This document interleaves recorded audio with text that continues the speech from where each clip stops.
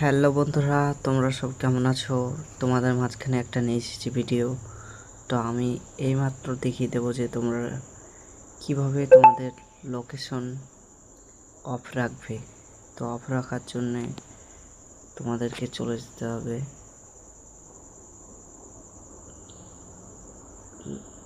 Location,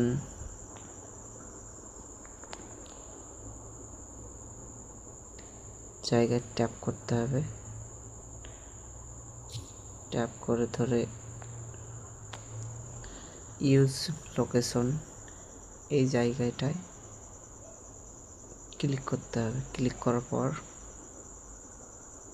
এই জায়গাটা click করলেই লোকেশনটা অফ হয়ে যাবে। তো এইভাবে লোকেশনগুলো অফ করা যায়।